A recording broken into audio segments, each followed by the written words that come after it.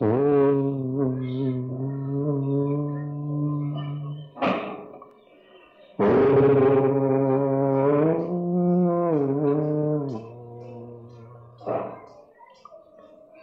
विद्यादि सागर सुधी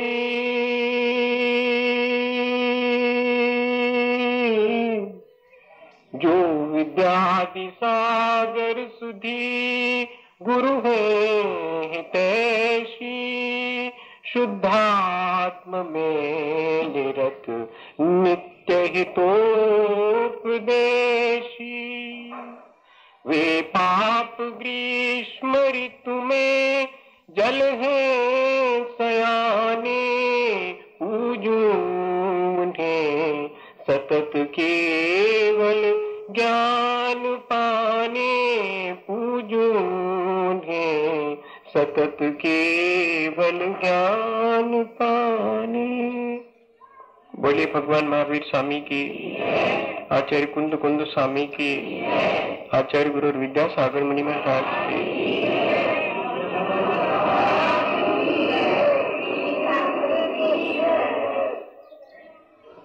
मैंने एक कहानी सुनी, अच्छी कहानी है, आपको सुनाता हूं। एक बार एक रोड के किनारे एक भिखारी भीख मांगा करता था। लोग निकलते थे, दया करते थे, 2-4 पैसे देते हुए आगे बढ़ जाते थे। रोज यही सिलसिला चलता रहा। भिखारी पूरी जिंदगी भीख मांगता रहा और भीख मांगने वाले को कितने पैसे जुड़ेंगे, खाने लायक पैसे जुड़ जाते थे तो खा पी लेता था। वो भिखारी हमेशा सबके सामने हाथ ही फैलाता रहा। कभी 4 पैसे आने के बाद भी उसने ये नहीं सोचा कि अब तो मेरे पास 4 पैसे हैं, कल भीख न मांगू। नहीं, जब एक बार भीख मांगने की आदत शुरू हो जाती है तो फिर कितना भी क्यों ना आ जाए, आदत जाती नहीं। मांगता था, पूरी जिंदगी निकल गई और एक दिन ऐसा हुआ कि भिखारी नहीं रहा। सबके साथ यही होता है, खूब कोशिश करते हैं कि रहेंगे और ज्यादा रहेंगे, पर कहाँ रह पाते हैं। थोड़े दिन के बाद सबको जाना पड़ता। भिखारी भी चला गया। आते जाते लोगों ने देखा कि लगता है भिखारी शांत हो गया। अब लाश कहाँ पकड़ी रहेगी, ठिकाने लगा दो। तो लोगों ने लाश भी ठिकाने लगा दी। लेकिन इतने दिन से चूंकि भिखारी उसी जगह रहा करता था तो जरा जगह भी गंदी हो गई थी। लोगों ने कहा कि क्यों ना ये सब टीन टप्पर हटा करके जरा साफ सफाई कर दी जाए। तो उन्होंने साफ सफाई करी। एक युवक भी था उसमें, तो उसने देखा कि जगह बहुत ज्यादा गंदी हो गई। वो जगह भी थोड़ी सी क्यों ना उखाड़ दी जाए, वहां से एक आध फीट उस मलबे को भी बाहर कर दिया जाए। तो जिस जगह वो भिखारी बैठता था उस जगह जब जरा सा खोदा गया, सोने की असरफियां निकलना शुरू हो गई। जिस जगह एक एक दाने के लिए भीख मांगता रहा, उसी जगह नीचे सोने की असरफियां थीं, पर मालूम नहीं था। हमारी अपनी आत्मा की शक्ति भी हमें कहाँ मालूम है। ऐसे ही हमारे भीतर भी अनंत शक्ति विराजी हुई है, बैठी हुई है, लेकिन एक एक इंद्रिय के विषयों के लिए सिवाय भीख मांगने के हम करते क्या है। हम भूल गए हैं, अपनी ऊर्जा को भूल गए, अपनी आत्म शक्ति को भूल गए हैं और जो पर पदार्थ है उन पदार्थों की निरंतर आकांक्षा और इच्छा करते रहते हैं। तपस्या हमारे भीतर बैठी हुई अनंत शक्ति को उद्घाटित करने की प्रोसीजर है, पर कोई बड़ी चीज नहीं है। लेकिन सवाल यह है कि भिखारीपना हमें अपना छोड़ना पड़ेगा और जो हमारे भीतर सम्राट बैठा हुआ है उसे सेंस करना पड़ेगा, उसे याद करना पड़ेगा। जब तक व्यक्ति के अंदर आत्मविश्वास पैदा नहीं होता तब तक व्यक्ति किसी भी क्षेत्र में आगे नहीं बढ़ पाता। और आत्मविश्वास कब पैदा होता है? जबकि हमारे भीतर जो अनंत शक्ति है, उस शक्ति के प्रति हमें थोड़ा सा कोई आइडिया, कोई थोड़ा सा हमें इशारा मिले। वो इशारा कैसे मिलेगा? जिन्होंने तपस्या की है उनके चरणों में हम जाकर के बैठेंगे, तब इशारा मिलेगा। कितनी बातें हो गई। जिनने तपस्या करी उनके चरणों में जाकर के बैठे, हमारे अपने भीतर भी वैसी ही शक्ति है, इस बात का हम एहसास करें, और फिर उसके बाद हमारे अंदर आत्मविश्वास बढ़ना शुरू होगा। तो कोई ज्यादा कठिन चीज नहीं है कि हम तप के द्वारा अपनी अनंत शक्ति को उद्घाटित कर लें। जैसे एक कलाकार होता है, हमें तो नहीं दिखता कि ये पत्थर है और इस पत्थर के भीतर कोई भगवान हो सकता है, लेकिन कलाकार को दिखाई पड़ जाता है कि इसके भीतर, इस पत्थर के भीतर जो कि अंदर है, इसके भीतर भी कोई बहुत प्यारी सी भगवान की प्रतिमा निकल सकती है। ऐसे ही तो हमारे भीतर भी है, लेकिन हमें एक कलाकार की आंख तो चाहिए ताकि हम उसमें जो अतिरिक्त है वो हटा दें। कलाकार करता क्या है? एक व्यक्ति खड़े खड़े देखता रहा कि सुनते हैं कि बड़ी अच्छी मूर्ति बनाता है, तो मूर्ति क्या बना रहा था? वो तो चैनी चला रहा था और टुकड़े टुकड़े करता चला जा रहा था। बड़ा अचरज में पड़ा, सुबह से शाम तक की किया क्या है इसने, सिवाय टुकड़े टुकड़े उसके तोड़ने की। और क्या किया? लेकिन तोड़ा क्या है? जो अनावश्यक था उसे हटाया है। तराशना, अपने जीवन को तराशने की प्रक्रिया है तप। कुछ इस तरह से तराशना कि जीवन का जो वेस्ट है, जीवन का जो अतिरिक्त हमारे साथ जुड़ गया है वो हट जाए और हमारा जो ओरिजिनल वो हमें प्राप्त हो जाए। इसका नाम तपस्या है। इच्छाओं का निरोध करने का नाम तप कहा गया। तप 3 तरह का होता है। वाणी का तप भी होता है, मन का तप भी होता है, और शरीर का भी तप होता है। तीनों तप होते हैं। और भी गीता में 3 तरह के तप कहे गए। एक तामसिक तप है, एक राजसिक तप है और एक सात्विक तप है। लेकिन अच्छा है सात्विक तप। राजसिक तप में व्यक्ति अहंकार पूर्वक तप करता है, और तामसिक तप में अपने मन को अच्छा लगने वाला तप करता है, जिससे कि मन को शांति मिलती है, जिसमें मैसोचिस्ट और सैडिज्म, ये जो 2 प्रोसीजर होते हैं साइकोलॉजी में, वो भी चलते हैं। अपने को पीड़ा देने में जिसको आनंद आने लगता है, तो फिर वो अपने को हंटर मारता है, और लोगों को उसके हंटर मारना देख करके आश्चर्य होता है, तो उसको बड़ा हर्ष होता है कि देखा 4 लोगों का ध्यान मेरी तरफ जा रहा है। ये तामसिक तप है। कांटों पर सो जाता है,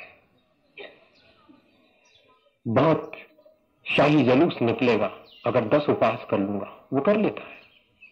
तो सब जो है तामसिक तप है।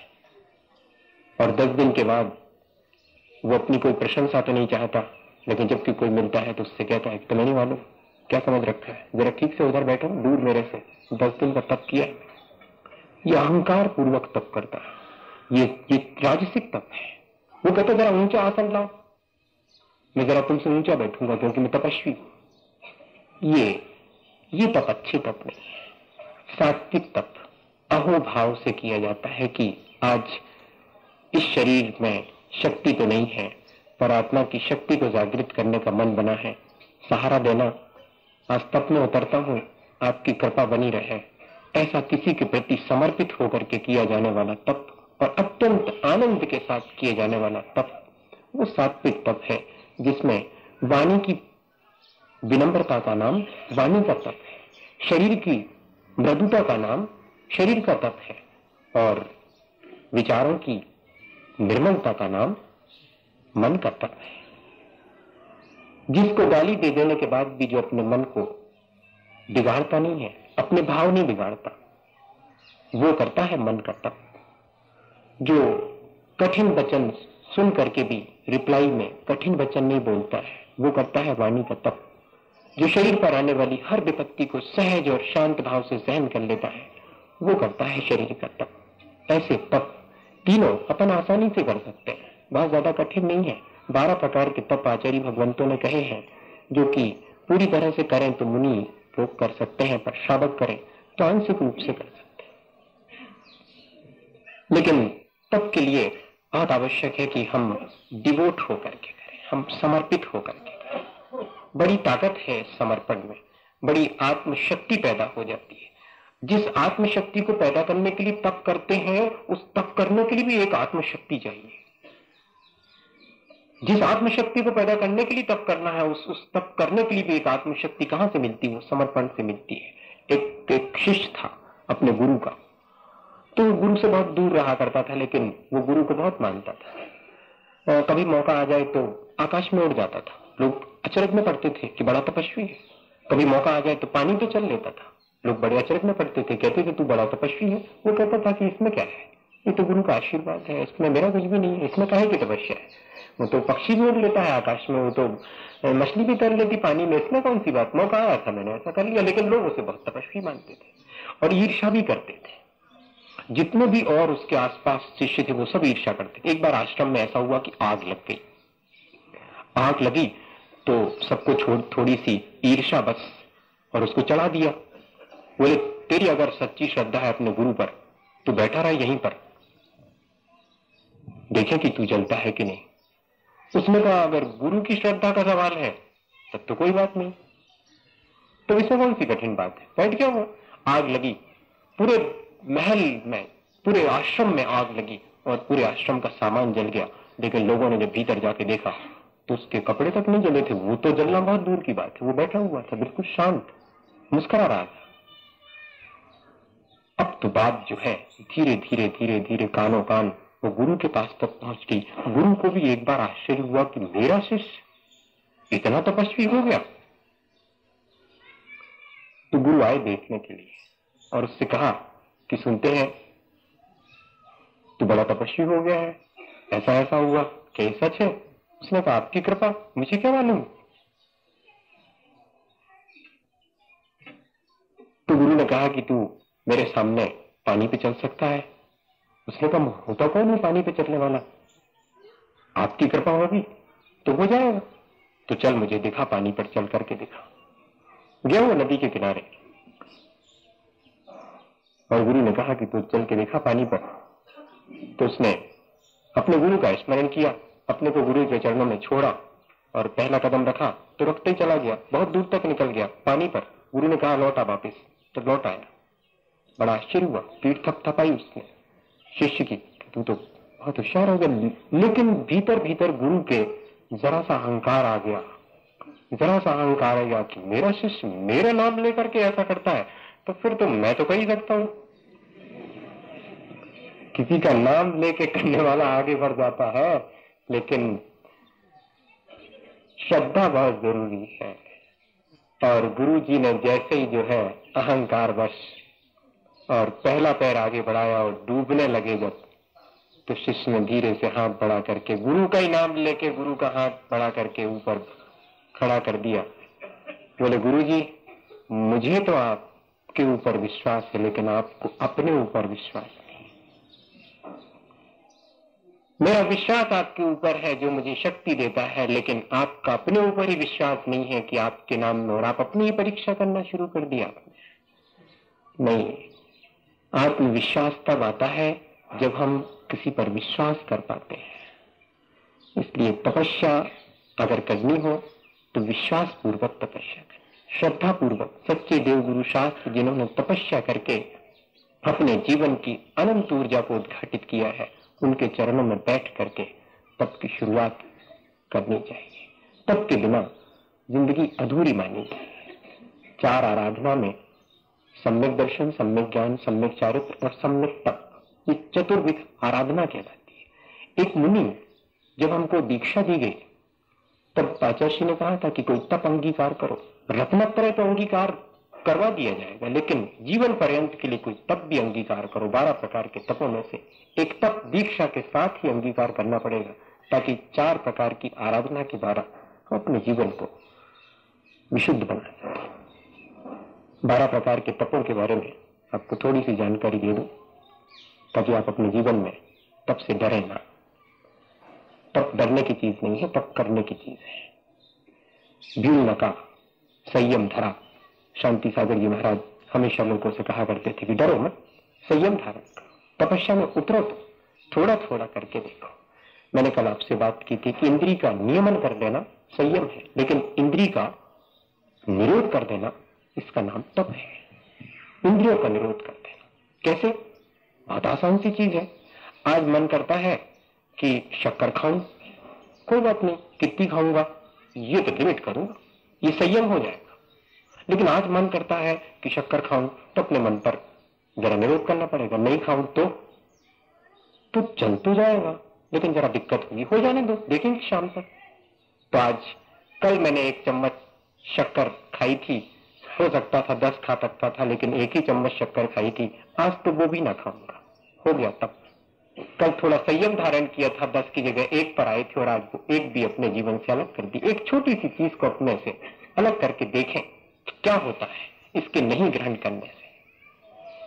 जो बाह्य पर पदार्थ है जो हम ग्रहण करते हैं निरंतर, उनसे अपने को बचाते चले जाना, उनसे अपने को हटाते चले जाना, यही तो जीतना है अपने आप को। उपवास, अपने समीप बैठ करके देखना, थोड़ी देर के लिए अपने निकट बैठ के देखना, रोटी के निकट नहीं जाना, भोजन के निकट नहीं जाना, इसका नाम उपवास है। उपवास, अपने समीप बैठना, जितनी देर बने उतनी देर बैठो ना। किसने कहा 12 घंटे बैठो? 6 घंटे बैठ के देखो अपने निकट, और कहीं नहीं जाना। मन चला जाएगा, हो सकता है कि 11 बज गए, भूख लगाई, हाँ ठीक है, अभी नहीं, अभी तो अपने पास ही आनंद आ रहा है, अपने पास बैठेंगे। आप इस तरह आसानी से कर सकते हैं अपने पास बैठने का नाम। आज तो जाऊंगा भी चौके में जाऊंगा तो, लेकिन थोड़ा सा ग्रहण करूंगा। मन तो करेगा कि बहुत सारा खा लूं, लेकिन आज थोड़ा आधे ही खा करके आ जाऊंगा। उन्नोदर नाम का तप हो गया, आधे पेट भोजन किया, चले आए चुपचाप। वृत्ति परिसंख्यान, जो कि एक साधु को रोज देना होता है, ना भी ले तो कोई जरूरी नहीं, तप है, पर ले तो बहुत अच्छा है।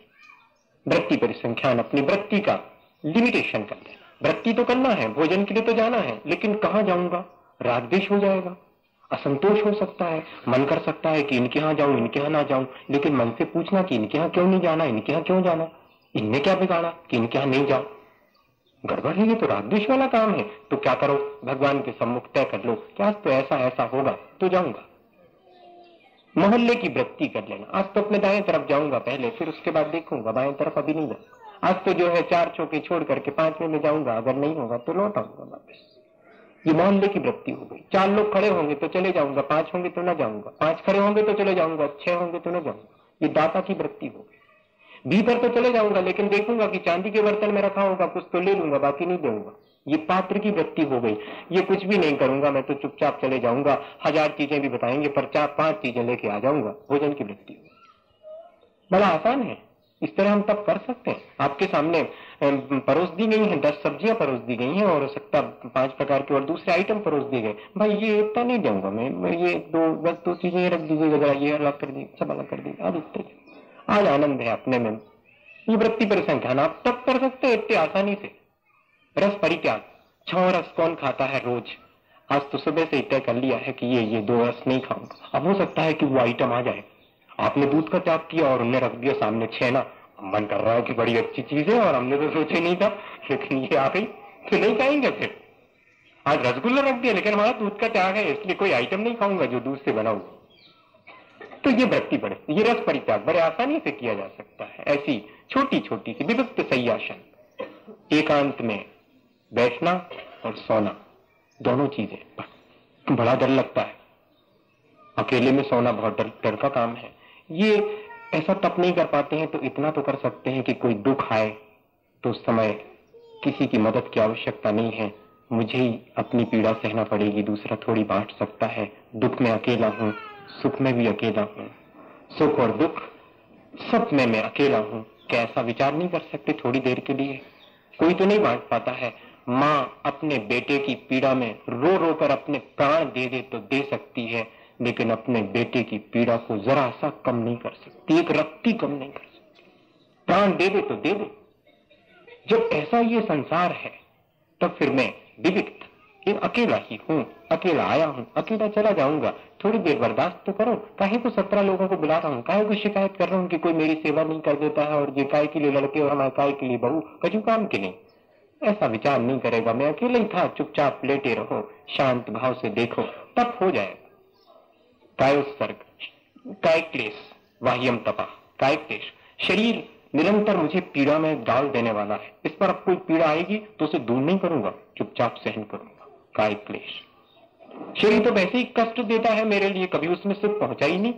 मैंने बहुत कोशिश करी इससे सुख मिलेगा, लेकिन हमेशा दुख देता है। अब मैं कोई इससे सुख की आकांक्षा नहीं करूंगा, शरीर पाने वाली हर विपत्ति को सहज और शांत भाव से सहन कर दूंगा, काय क्लेश हो जाए।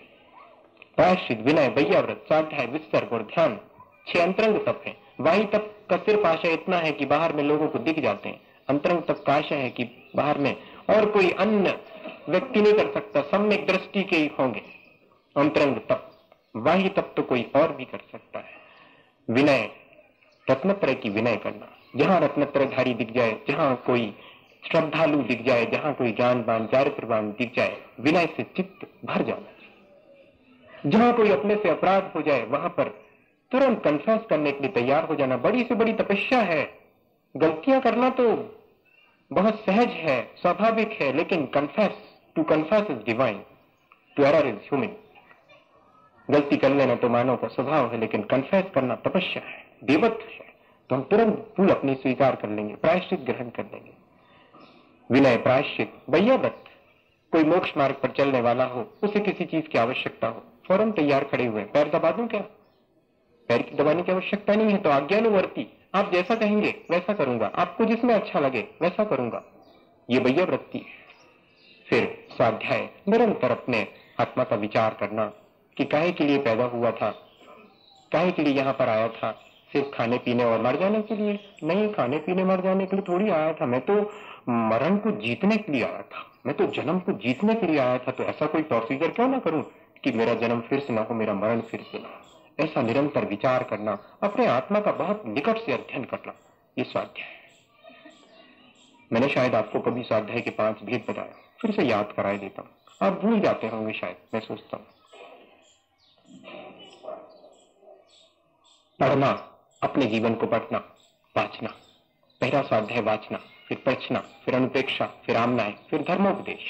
5 प्रकार से स्वाध्याय किया जा सकता। पढ़ना, किताब पढ़ना भी पढ़ना है, वो भी स्वाध्याय है, लेकिन किताब पढ़ करके अपने जीवन को पढ़ना कि सुबह से शाम तक देखो तो गुस्सा यहाँ नहीं भी करते तो भी तो चल जाता, और देखो यहाँ पर झूठ नहीं बोलते तो भी चल जाता, काहे को बेकार में झूठ बोली नाहक और बेकार में गुस्सा करा। शाम को ऐसा विचार कर लिया, अपने जीवन को पढ़ लिया, क्योंकि यही तो लिखा था कि राग द्वेष नहीं करना, कषाय नहीं करना, तो मैं वही तो पढ़ रहा हूं, अपने जीवन में पढ़ रहा हूं।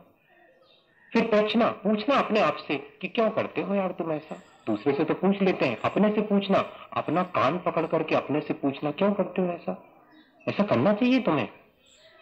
अपने से पूछना, प्रश्न, अनुप्रेक्षा। अब ध्यान रखना, अब ऐसा नहीं करेंगे।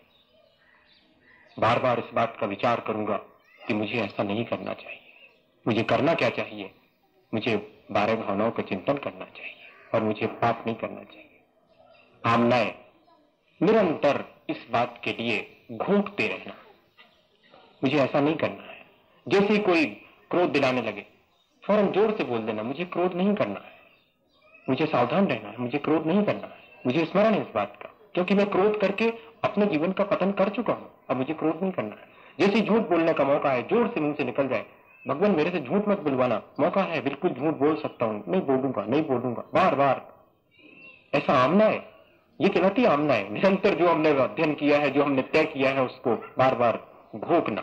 और धर्मोपदेश, इसके बावजूद भी समझाना अपने को, जब कभी चूक जाए तो अपने हाथ से अपने को उपदेश देना कि देखो क्या मतलब है इन सब चीजों को करने से, अपने आत्मा का पतन क्यों करते हो। ये धर्मोपदेश। ऐसा स्वाध्याय बहुत आसान है, दुकान पर, मकान में, बाजार में, जहां आते जाते हर समय आप कर सकते हैं, इतनी आसान सी प्रक्रिया।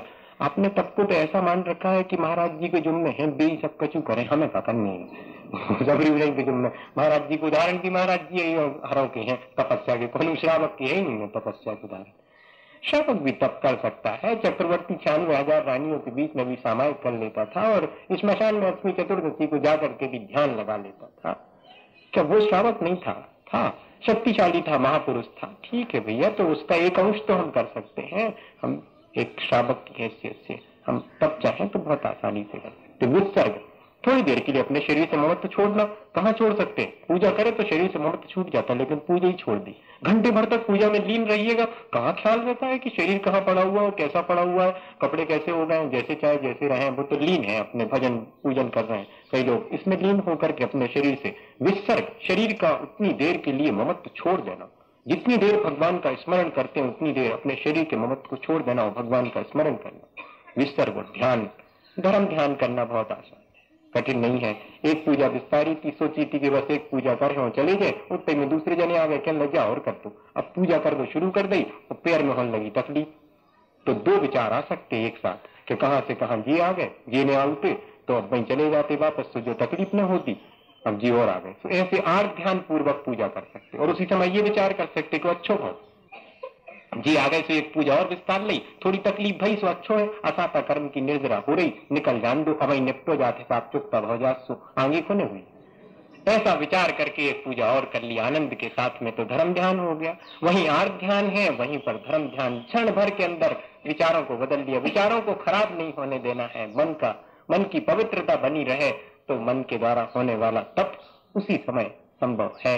निर्जरा के लिए ही तप किया जाता भैया, कर्मों का हिसाब लेन देन जिंदगी का पड़ा है, कब चुकाइएगा, एक ना एक दिन तो चुकाना ही पड़ेगा। एक मुनि महाराज जी के बारे में आता है कि वो ध्यान करते थे, तपस्या करते थे, वन में शांत भाव से खड़े हुए थे, एक ग्वाला वहां आया, सबने सुनी होगी कहानी, फिर से सुनी। ग्वाला आया, बहुत सारी गायें उसके साथ में थीं, तो उसने देखा कि ये आदमी अच्छा भला खड़ा हुआ है, उसको ये थोड़ी समझ में आया साधु को देखने के लिए आंख चाहिए, ऐसे नहीं दिखता साधु वाधु कहीं, साधु देखने की आंख भी चाहिए, आंख नहीं हो तो कुछ नहीं दिखता। एक विदिशा में एक 10वीं पढ़ता था बेटा, तो वो एक दिन मेरे से बोला कि महाराज जी हमारे गुरुजी जो है बहुत क्रिटिसाइज करते मुनि महाराज जी की। एक दिन तो वो कह रहे थे कि अल्लाह तुम्हारे महाराज जी तो मैं कहूं से महाराज जी जैसे लगाता है, ऋषि मुनि जैसे लगाता है, तपस्वी लगाता है, कछु नहीं लगा दूंगी। तो कह लो महाराज जी हमारी थोड़ी गलती हो गई, हमें थोड़ी गुस्सा से आ गई, तो हमने खड़े होकर कह दिया कल गुरु जी महाराज जी देखने की आंख चाहिए, बिना श्रद्धा की आंख के महाराज जी नहीं दिखते। क्या उनको थोड़ा बुरा लग गया, महाराज जी हमने गलती तो नहीं करी, हमने तुमने सभी कची तो कर लो कर। श्रद्धा की आंख चाहिए देखने के लिए, अच्छाइयां देखने के लिए श्रद्धा की आंख चाहिए, नहीं तो कुछ नहीं दिखता। क्या दिखता वहां पर? ये भी हमारे जैसे खाते पीते हैं, लोगों से बात करते हैं, आते जाते हैं, सब कुछ हमारी जैसा करते हैं और क्या एक्स्ट्रा करते हैं। बस इतना ये कि हमारी जैसी दुकान नहीं चलाऊ, हमारी जैसी रोटी पानी नहीं बनाऊ, फुर्सत है। ऐसा भी विचार किया जा सकता है और ऐसा भी विचार किया जा सकता है कि दिन भर राग द्वेष से बचने के लिए कितना उपाय करते हैं और हम दिन भर राग द्वेष करने के लिए कितना उपाय करते हैं। एक दशा है जहां की राग द्वेष से बचने का उपाय है और एक दशा है जहां राग द्वेष के उपाय जुटाए जाते हैं, दोनों में फर्क है। वीतरागता जहां धर्म है वहां तो व्यक्ति को ये श्रद्धा जागृत होगी कि राग द्वेष से मुक्त होना है। उस ग्वाले ने देखा कि अच्छा आदमी खड़ा हुआ है, पास में जाकर के कहा देखो सब गायें हमारी चल रही हैं, देखत रहियो कहूं जावे ने, और हम जा रहे रोटी वोटी खावे खिलाने। छोड़ गया उनके जुम्मे, महाराज जी के जुम्मे, वो अपने ध्यान में लीन है, उनने ना सुना ना अनसुना किया, कुछ भी नहीं किया, वो चुपचाप खड़े हुए। अब वो जब खाना पीना खा करके लौटा तो देखा तो गायें क्या हुआ, वो एक एक करके जो है और जंगल की तरफ निकल गई, चरने के लिए निकल गई। अब वहां एक भी गाय नहीं, यहाँ वहां दौड़ धूप करके उसने देखा कहीं नहीं मिली। अब गुस्सा आना शुरू हुआ, कहाँ है हमारी गाय बताओ, मैं तो सोचता था तू बहुत सीधा साधा है लेकिन बड़ा चालाक निकला, कहाँ छुपा दी मेरी गाय। अब ऐसा बोलना शुरू कर दिया, कुछ भी बोला जा सकता है। यो यस्य न जानाति स तस्य निंदाम करोति, जो जिसको नहीं जानता वो उसकी निंदा करता है। जब जब भी किसी की निंदा करने का मन बने तो उस समय याद कर लेना ये बात कि शायद मैं इसको जानता नहीं, इसलिए तो निंदा कर रहा हूं। जो जानता है वो निंदा नहीं करता। तो गालियां देना शुरू कर दी और बहुत तीव्रता में आ गया कि तू तो बहुत चोर निकला, मैं तो तुझे सीधा साधा समझता था, तेरे जिम्मे सौंप गया था, एक भी गाय नहीं है और कहाँ चली गई सारी की सारी गायें। और जब बहुत देर हो गई तो जब उसको कुछ भी नहीं समझ में आया, कुछ भी नहीं सूझा, तो मेरी सुनता नहीं है तू, अब बहरा बन करके खड़ा है। अभी बताता हूं, तेरे कान खोलता हूं अभी। और 2 ठो बड़े बड़े कीले लेकर के आ गया और हथौड़ा लेकर के आ गया और एक कान में एक कीला ठोका और दूसरे में दूसरा कीला ठोकता चला गया। दोनों कीलों के मिलने से जब टन की आवाज आई तब अचानक उसके भीतर ये विचार जागा कि मैंने क्या किया। और आंख उठा के जब देखा तो चारों तरफ आंख में आंसू भरे सारी गायें वहीं पर आके खड़ी हुई थी।